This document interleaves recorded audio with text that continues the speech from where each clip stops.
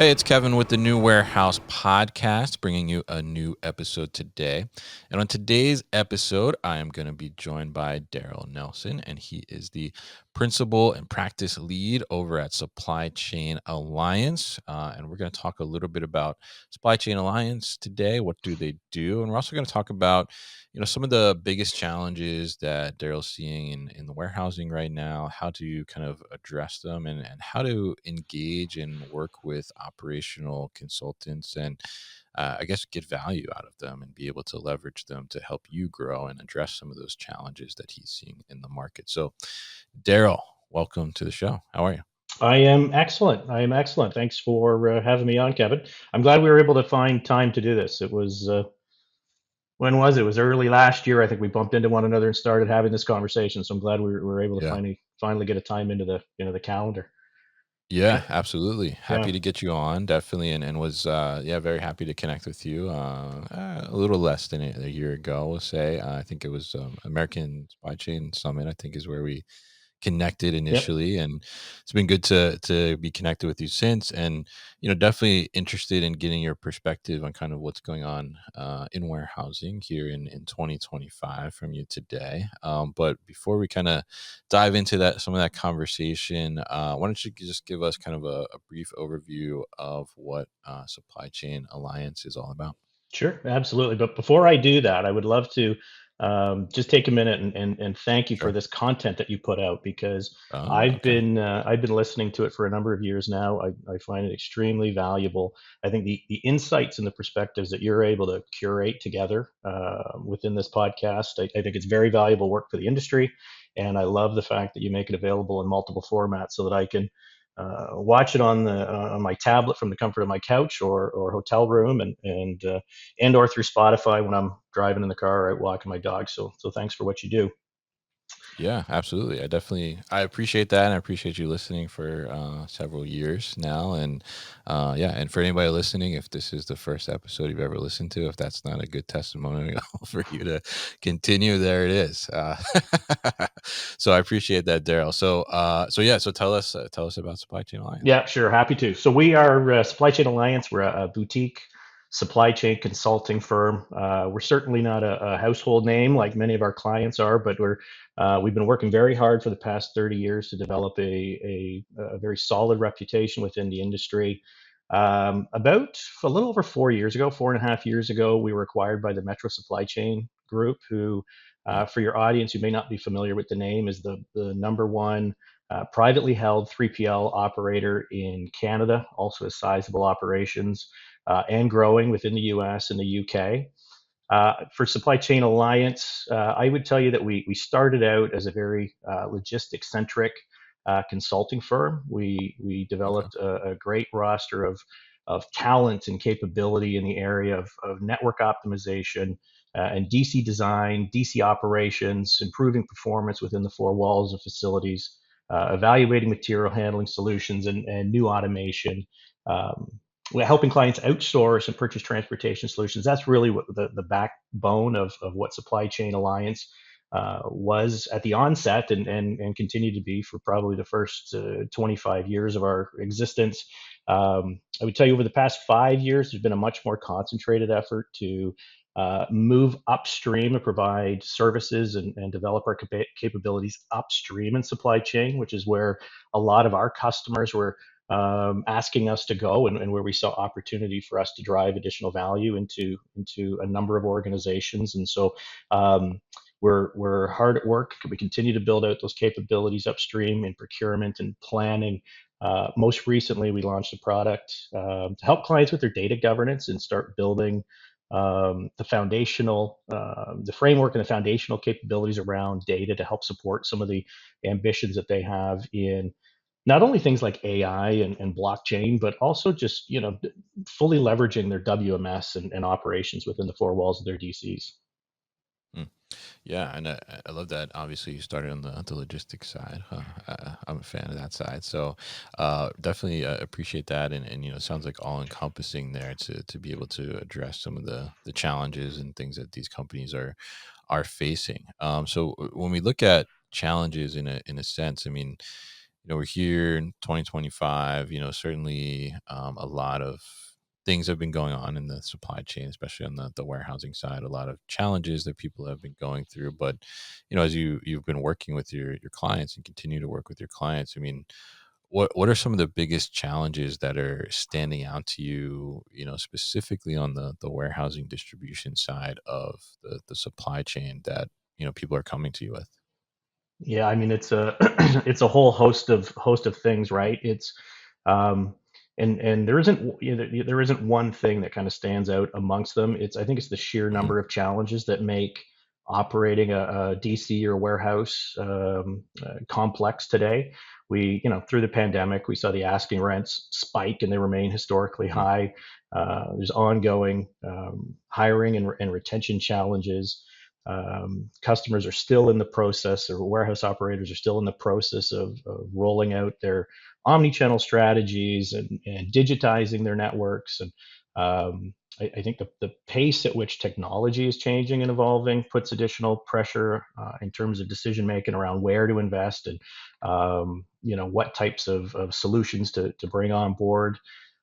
We've seen, even within our own customer base, we've seen cybersecurity events take DCs offline over the course of the last couple of years. Certainly seen the strikes at ports and railways and mhm, postal services impact the flow of goods. I think all of those things, any one of those things is enough to keep a warehouse operator up at night. But the confluence of all those things kind of hitting either one or a multitude of them hitting an operation at this point is enough to keep operators up at night. mhm, I think the last one, and I didn't mention, was just the whole notion of new tariffs and the potential for mhm. trade wars that's going to create. I mean, not just impacting on DCs, but entire supply chains. So I think it's a whole confluence of all those things that are really putting additional pressure on warehouse operators today.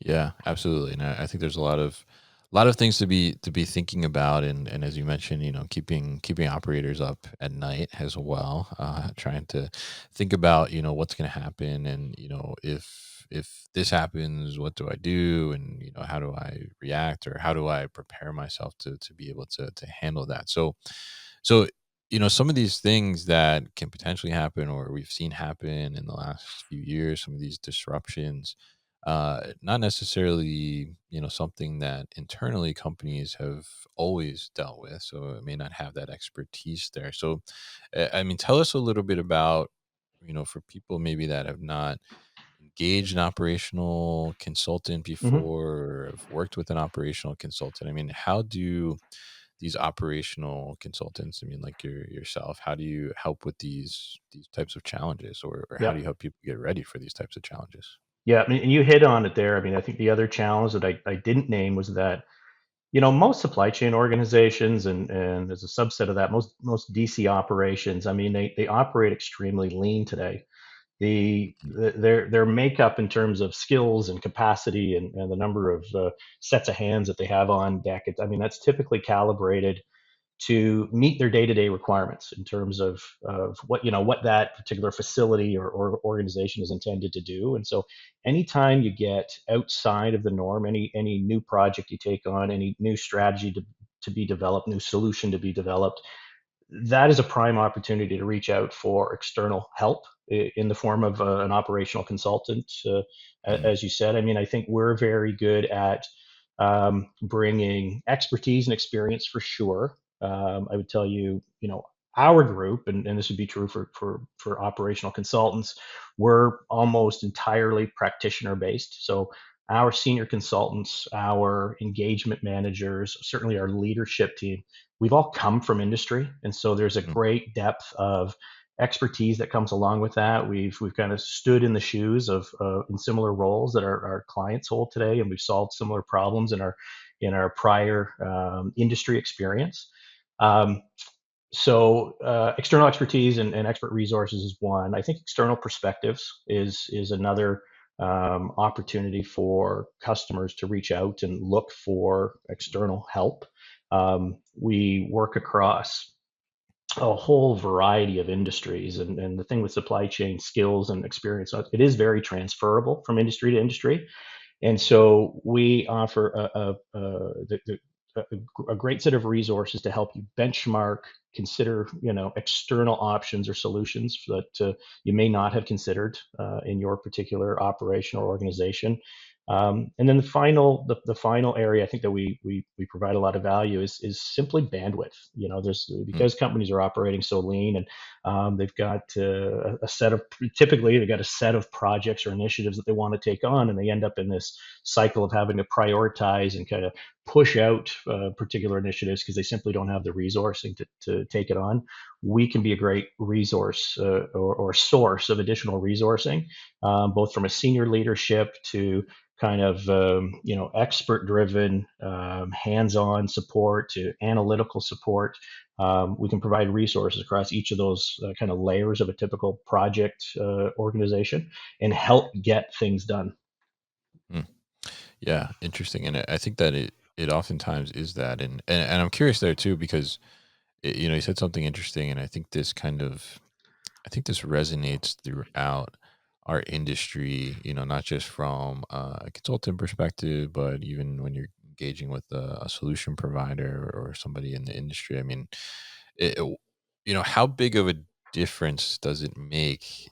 Having somebody that, like you said, has come from the industry to work with you versus, you see sometimes these consultants, are young kids basically that have, very nice education, but, not necessarily like on the floor education, and, Mhm. and not to knock them or downplay their education or anything, but, tell us a little bit about, what does that mean, and why does that make such a difference, especially in our industry? Because I hear that a Yep. lot.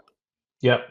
Yeah, no, and great question. And I would tell you that I think the difference is pragmatism, right? It's being able to really understand the nature of the issue and Mm, fully considering the constraints against an organization and the path at which they're gonna need to go down to execute a solution or implement a solution. I think when you're dealing with experienced resources that have come from industry. They've got that great pragmatism. They're coming from environments that are driven towards measurable results. So there's really nothing academic about it, or we get away from the mhm, academic, and there's really a focus on actionable results and measurable results. I think those would be the two key things. mm. Yeah, yeah, and I think that's a great point there because it is such a different thing. I mean, I remember specifically I had a boss, and we had a young kid that just joined us first job out of college, joined our team, and and he was a major Hmm. in supply chain and logistics, and yeah, my boss was like, "Oh, whatever they taught you in the book, just forget about it. We're Yeah, gonna and teach you how this actually goes." Yeah, yeah, and I mean, I don't take anything away from yeah, very smart, young, educated individuals. I mean, we've got members on our mm, team, that very strong postgraduate MBA degrees, and they kind of come up through our organization and start as analysts and work their way mm, into consulting roles. But they still represent a very small percentage of our resource pool. Most of the people that we're working with today have spent 10, 15, 20 years working in industry in progressive roles as they work their way up through a supply chain organization, either in retail or manufacturing or on the service side, right, in 3PL or mm, transportation. And so I think the sweet spot is really a combination of the two. When you have a team that has got very experienced senior level resources supported by I don't want to say a younger crowd, but just a skilled group of analysts who are really good at leveraging tools available today to work through data quickly and pull the insights, are experienced and able to pull the insights from that data. I think that's the secret sauce. mm. Yeah, yeah, absolutely, and I love that, kind of evolution there too that you're talking about because it's it is they're still getting kind of that exposure to it from being an analyst before they're Hmm. going on to being like the full on consultant. I think that that makes a lot of sense for that progression. So one of the other things that you offer too as well, and from an operational consultant perspective, is an operational assessment, right? Hmm. So tell us a little bit about what is an operational assessment, and what does that involve, and what can one of your clients expect to get from that at the end of it? We offer a variety of assessments, and kind of the first one that I would talk to you about is, I mean, we offer end-to-end supply chain assessments where customers will come to us and ask us to cast a very wide net across their supply chain organization and evaluate all of the disciplines within their supply chain organization. And that would start from their planning through their procurement, to their physical network, their DC operations, their final mile transportation to stores and out to customers' hands. We'll take a look at all of the processes that kind of interweave through those different functional areas. We'll look at the systems that tie them together and how they're being leveraged. We'll look at the policies that are applicable in each of those areas. And ultimately, we'll look at the organizational structure and Mm, talent that exists within each of those areas, evaluate how those all tie back and support the overall business strategy, as well as how they support the customer SLA, or the customer brand promise to the customer, if you will. So that's a supply chain assessment, and we're asked to perform that type of assessment quite often.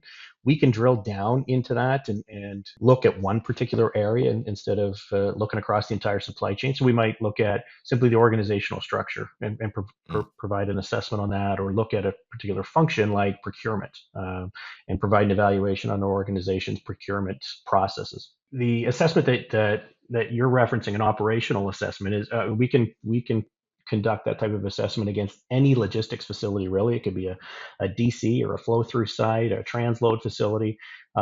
Really, what the client is asking us to do is to come in, establish a baseline of that operation, perform a gap analysis, and identify where there's areas of opportunities, where there's constraints, and ultimately bring forward a vision for that site in the future and a set of recommendations, mm, along with a roadmap to kind of guide the high level implementation, in order to get to that future state, along with all of the supporting rationale and kind of pros and cons and cost benefit analysis of each of those recommendations that we're bringing forward. Typically, an engagement like that, it depends on the complexity and scale of the operation, but typically that rolls out over 8 to 12 weeks. mm, We'll deploy a small team that's made up of operational expertise, and analytical support, usually 2 or 3 people. They'll spend, well, first we'll kick off right with the client after we've scoped that particular work, and we'll make sure our team gets yeah. introduced to everybody, all of the key stakeholders that'll be involved on the client side, and make sure everybody's aligned in terms of our scope, the objectives of the initiatives, our deliverables, the timelines that we're working against, to make sure everybody's got a comfort level on who these external resources are and why they're here and why are they asking me so many questions and what's the ultimate objective of their work. We'll spend a few weeks on site in interviews, observing processes, taking measurements, reviewing CAD drawings, reviewing standard operating procedures, all of the different documentation, policy documentation, all in an effort to get up to speed on the hows and whys of how that operation operates today. At the same time, we've got our analysts tasked with collecting data, rolling up that data, and it's a whole myriad of information that we pull together: inbound and outbound transportation, order data like order volume, seasonality, Mm, inventory, densities of inventory, all across by category. So you name it, we're kind of digging at productivity levels. When we get through that kind of operational piece and the data component, we bring them together and effectively do a gap analysis, right? And we identify mm, where are the constraints, where are the areas of opportunity, and ultimately bring those together and present that back to our customer, and engage them in a very collaborative kind of workshop setting where we're saying, here are the areas of opportunities that we're seeing. Here's some initial conceptual thinking in terms of how we might resolve that and how this operation, we try to paint a picture for them in terms of what that operation could look like in the future, and identify for them what the anticipated benefits, potential costs in order to get down that path and get to that type of operation, what that would look like. It's a very collaborative conversation back and forth. It invites the key stakeholders to participate in kind of painting that picture of the future state and having an investment in what that end solution looks like. We're able to collect additional feedback from them and ideas. We're able to refine our thinking at that point. Once we get alignment around those things, we'll ultimately take it away. We'll finalize our recommendations. We'll finalize the business case in support of it. And as I mentioned earlier, we'll place all of those recommendations or those future initiatives along a roadmap to help them envision an implementation path in order to get that work done. Mm, interesting. Yeah. Yeah. And I think that, having that, because especially when you look at operations, you're kind of, on a day-to-day basis, like I won't say you're trying to survive, but in a sense, like you're just trying to get through the order volume and the Yep. workflows, on a day-to-day basis. And oftentimes it's difficult, to find the resources or the time to take that step back and really do an assessment yourself, right? So I can see the value in, bringing in a third party to do that and take a look, and a different set of eyes too, to Yep. say, like, oh, well, why are you doing something like this? And you're like, well, I don't know, we've done it this way for 10 years, right? Yep. Like, how do we take a look and take that step back? So I'm curious, I mean, from those operational assessments, I mean, is there one thing or two things maybe that stand out, or are the most kind of common things that come up that you see that are, some of the things that, people are typically doing but could be doing in a better way? I think there's a whole host of things that come out of an Mm, operational assessment. I mean, these are well, first of all, they're very proactive. So there isn't necessarily a burning platform mm, at the operation. I mean, these are proactive initiatives um, sponsored by the senior management team, and mm, they're interested in taking a look at the operation and identifying ways to improve throughput or reduce cost or improve performance from a order lead time or delivery on time delivery perspective. I don't think there's one theme. I mean, it's a number of things. We go through those assessments and we find opportunity to change layouts, to introduce different picking processes, different packing processes. Certainly the way systems are leveraged, how inventory is, kind of the dock to stock process and receiving. Are there lean principles in place on the site? Has the dock, the packing area has been 5S and things organized? Certainly from a leadership perspective, we see opportunities for improvement often, just from an organizational structure and leadership perspective. We find opportunities in the way that temp labor and full-time labor is balanced off against one another, and the reliance, an over-reliance at times on temp labor. So, Kevin, I mean, there's a whole host of things that can be identified and mm, prioritized through these types of assessments. But again, these are all very proactive things, right? In contrast to an assessment, we also do things called operational turnarounds, right? We're asked to okay. get involved in operations that, for one reason or another, are not performing to standard. Sometimes urgently, right? Urgent action is required Mm, in order to get buildings up to a point where customers aren't angry and screaming about unfilled mm, orders, late delivering orders. And so we'll get called in to perform these operational turnarounds. And the process is similar. We deploy a small team. They get on site very quickly. They typically within the first week will run a diagnostic, figure out what's causing the issues, and develop an action plan that we need to get alignment by the senior leadership team and the on-site leadership team to rally around to kind of execute over the next 10 to 11 weeks. We need a very quick turnaround to get the operation back up to par, so to speak.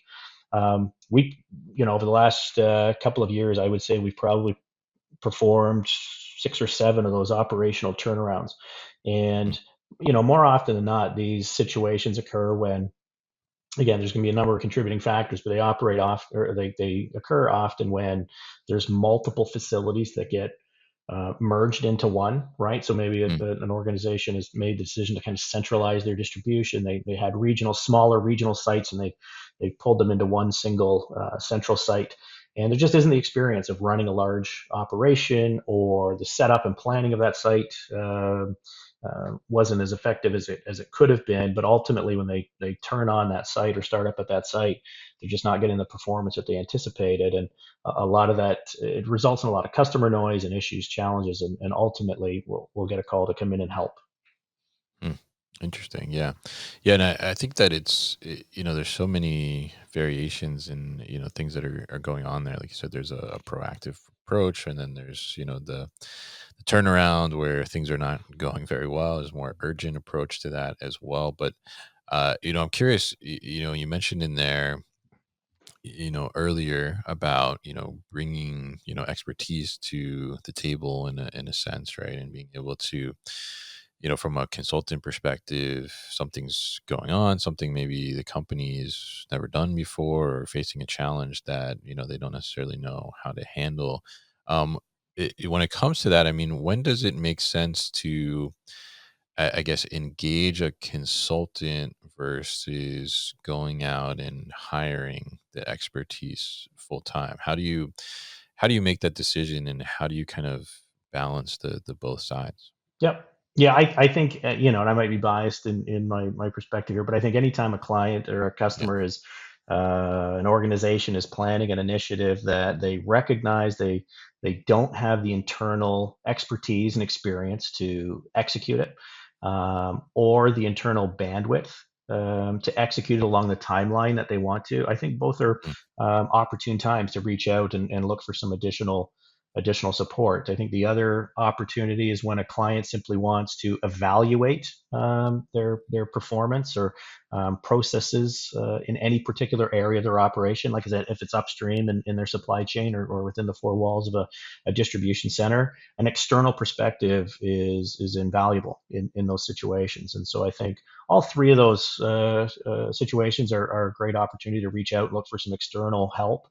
The process, I mean, and here's the other thing, that there might be a misnomer in that every mm, project is, if you have this vision of a team of 20 consultants descending upon your organization and taking over a yeah. whole floor at your head office and being there for years at a time. I mean, Mm, that's just not how we operate, and those aren't the types of engagements that we're typically mm, involved in.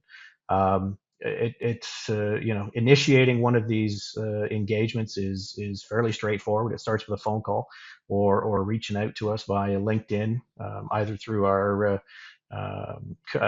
SCA page through LinkedIn, or directly through me, setting up a conversation for an initial introduction, and getting to know each other, and us getting to know the business, and what the objectives of the business are, and more about the initiative that they're looking to undertake.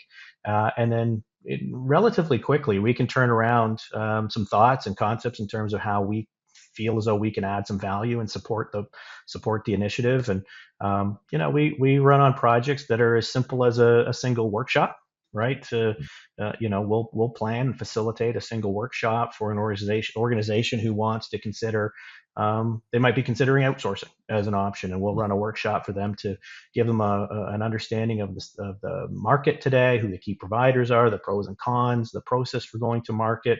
Um, and that'll be the extent of our engagement. And then, of course, we do operate on some larger um, engagements, that teams, 3, 4, 5 people, extended periods of time. But again, all the while, um, these engagements are aligned to the level of value that they're driving into the organization. And so I would never, I mean, I would encourage, your listeners and companies out there to at least engage a consultant in a conversation, right? Invite them into a mm, conversation, and see how they might help support it. And then you've got the information that you need to make decisions on how and whether you want to leverage them, and when.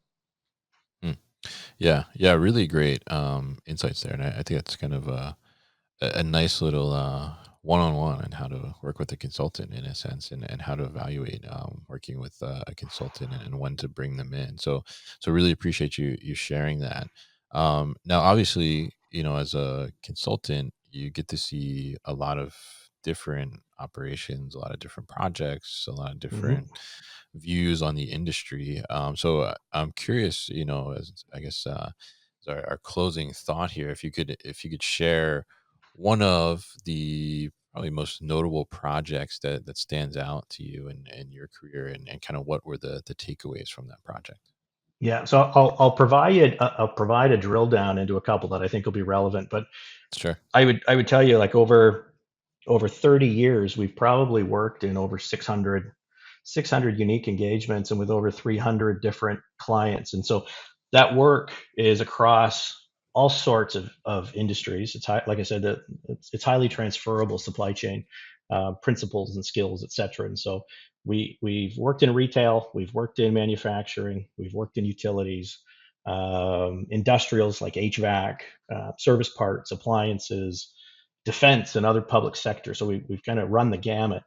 Um, some of the highlights, and these are only Mm, anecdotes, but I mean, we were heavily involved in the initial early days of the pandemic. Right, we were involved in okay. Yeah. rescuing a pandemic stockpile. We stood up almost entire supply chain to support a pandemic response. Mm, The planning, procurement of goods, the distribution infrastructure to support the deployment of those goods, the order allocation methodology to manage the distribution of those goods and make sure it was getting into the appropriate hands, the transportation to deliver it.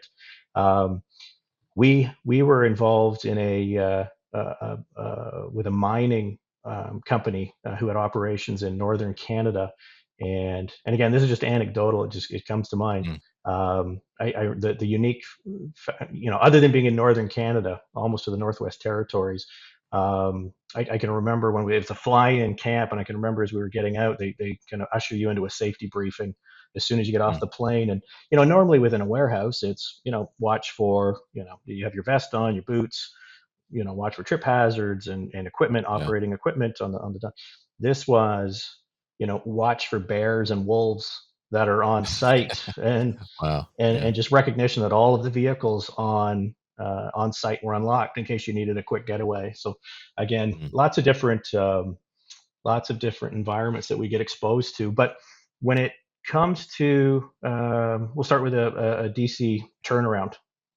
We did I'll give you the drill down into that. We had a client based in the Midwest. They had facilities across the U.S. I think 4 facilities at the time across the U.S., and they were merging them into a single site in Indianapolis. And it was 430,000 square feet. And about 6 months after they started up that operation, and they struggled from the initial startup, but about 6 months in, they gave us the call and said, we urgently need some help. We're not quite sure where to go. We're having a hard time getting orders out the door. We're struggling with productivities. Our costs are way up. We can't get the orders out. We got customers screaming at us. All of those things. And within a couple of days of that initial phone call, we had a team on site.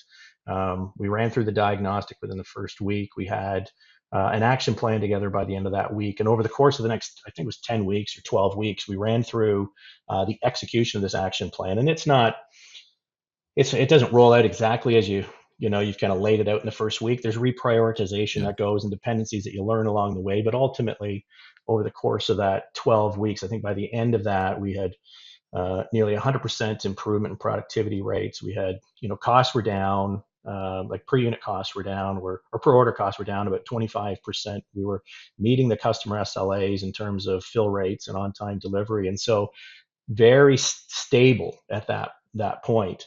And over the course of that time, I mean, you say, well, how the heck do you get to 100% productivity improvement and 25% reduction in cost? We went through an entire reslotting of the primary bins. We introduced a brand new picking process. A new packing process, all new pack station equipment layout, 5S the entire dock and pack area, expanded the battery charging area and capacity, dropped new Wi-Fi and access points to support a new Wi-Fi network for coverage in the building, rebalanced. I mentioned temp to hire or temp to full time before. Rebalanced that temp to full time labor strategy because it was completely backwards when we got in there. So over a short period of time, execute a number of different changes within that building, and then left that client with a roadmap towards continuous improvement, because there's a number of things you identify that you can't get done within the first 12 weeks. Right. Either they're lower on the priority scale, or they simply take too long, and so you're handing off some things that are in process. But invited back, I want to say 12 weeks after concluding that project, to do a an audit or health check on the operations. Just take a Mm, look through. Did everything stick? Is there anything that's starting to get off track? Is there any other refinement or new opportunities that you identify? And so a client who was very happy with where we got to in that first 12 weeks, obviously very measurable results that made a huge difference in that building, and then someone that we continue to engage with to improve the operation going forward. mm. Yeah, I think that's great, and and I love too that they were so open to so much change, right? Because it sounds like you did a lot there, right? I mean, you're talking about changing the way they pick, changing the pack stations, all this different stuff, and so how do you navigate that? Because I think oftentimes we see in the industry, uh, there's some like resistance to change a little bit, or it's tough to see like the end goal in sight, right? Because Yep. like I said before, like you're just trying to get those orders out, and like, oh no, all of a sudden you're gonna like change my pack station, and my packer is gonna be like, what's going on here? I like the way we had the tape before, or something like that. I mean, how do you navigate some of that change management?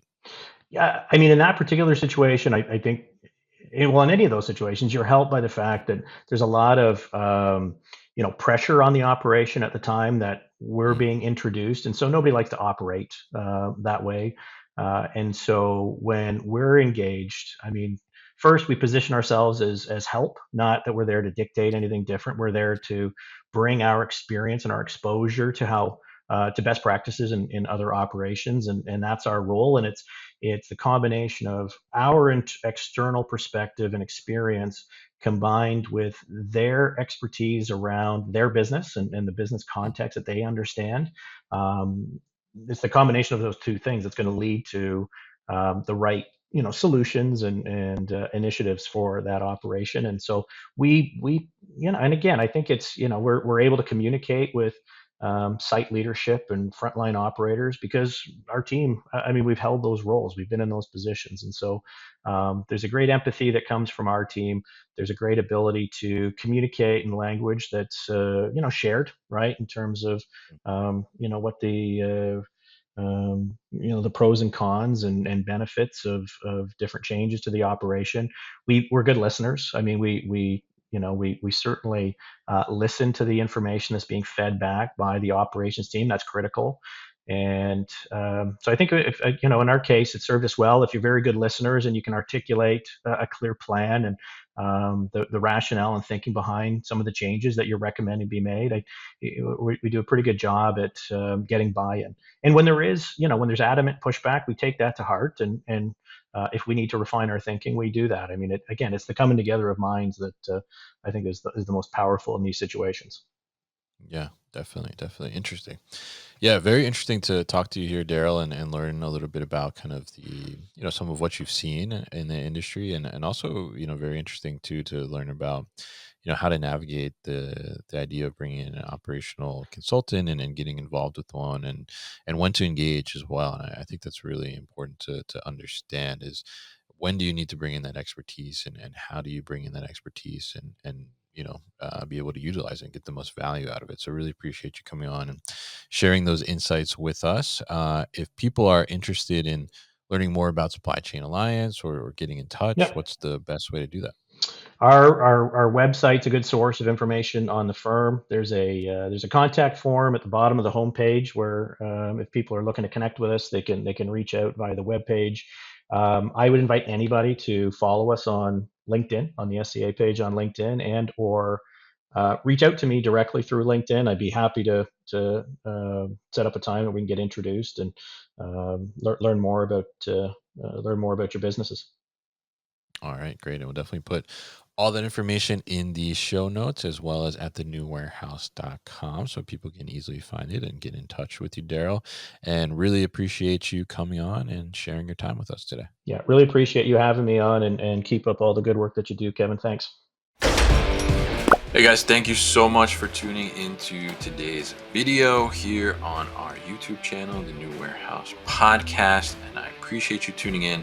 If you liked what you saw, make sure you subscribe to our channel, and if you like this video in particular, make sure you like it as well.